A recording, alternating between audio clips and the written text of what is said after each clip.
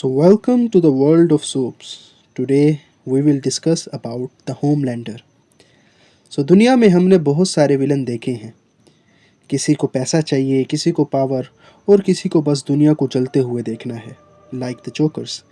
लेकिन होमलैंडर, इस बंदे को थोड़ा सा बस प्यार चाहिए और यही चीज़ इसे प्लेनेट का सबसे ख़तरनाक आदमी बनाती है।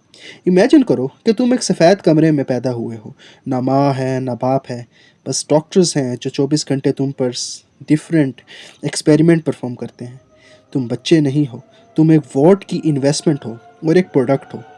और जब हम होमलैंडर को देखते हैं ना, हमें कोई बिगड़ा हुआ सुपरमैन नहीं दिखता। He is not the evil version of Superman. हमें कॉरपोरेट दुनिया का मरा हुआ एक लड़का दिखता है।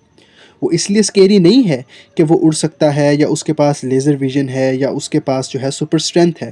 वो स्केरी इसलिए है because he has a God like power, लेकिन उसके पास दिमाग सिर्फ 5 साल के ज़िद्दी बच्चे वाला है जो कि इनसिक्योरिटी से फटा जा रहा है। अब now to stand my topic. Psychology में एक टर्म होती है जिसे हम मेटरनल डेप्रिवेशंस कहते हैं। होमलैंडर क्योंकि लैब में पला बड़ा हुआ है, उसने कभी इंसानी टच को फील ही नहीं किया। उसने कभी एम्पैथी नहीं सीखी। मेडलिन स्टेलवेल के साथ उसका जो रिलेशनशिप हमने देखा, yes I can say it's a bit cringe and a weird, लेकिन वो उससे डरता भी है, उससे प्यार भी करता है और एट सम पॉइंट उसको अपनी माँ की तरह ट्रीट करता है। I know it's strange but it's correct. वो उसका पपिट बनने को भी तैयार है, बस उसके मुंह से थोड़ी सी तारीफ सुनने के लिए। लेकिन जैसे ही उसे पता चलता है कि मेडलिन उससे डरती है, गेम ख़त्म। जब वो उसे मारता है, वो सिर्फ मर्डर नहीं कर रहा होता, वो अपनी कमज़ोरी को भी ख़त्म करने की कोशिश करता है। लेकिन रेत से कभी दिल की खालीपन नहीं ख़त्म होता। वो हर वक्त बस ये सुनने की कोशिश में लगा रहता है कि लोग उसे एक अच्छा इंसान समझें, उसे एक गुड सुपर हीरो समझें। होमलैंडर एक मैलिग्नेंट नार्सिसिस्ट है। ये सिर्फ सेल्फ लव नहीं है, ये उसका डिफेंस मैकेनिज्म है। अंदर से उसे भी पता है कि वो वॉट की लैब का एक कूड़ा, एक ट्रैश है। लेकिन इस सोच से बचने के लिए वो खुद के सामने जो है एक गॉड वाला मास्क पहनता है। अब उसने सबको कहा था कि I am not like rest of you, I am stronger, I am smarter, I am better. वो इसी पॉइंट को एक्सप्लेन करने में लगा हुआ था। वो सच में समझता है कि बाकी सब दुनिया के इंसान उसके लिए कीड़े मकोड़े हैं। लेकिन मजाक चेक करो, अगर वो खुद को खुदा मानते या एब्सोल्यूट पावर मांगता है, तो उसे कीड़े मकोड़ों की राय, ओपिनियन से क्यों फ़र्क पड़ता है?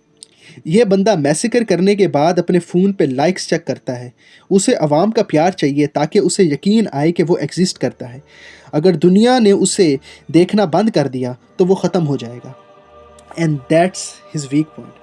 वो विरर वाला सीन आपको याद आया जिसके अंदर वो अपने ही एक स्प्लिट पर्सनैलिटी, दूसरी पर्सनैलिटी से बात करता है। जब वो खुद से बात करता है, वहाँ हमें दो लोग दिखते हैं।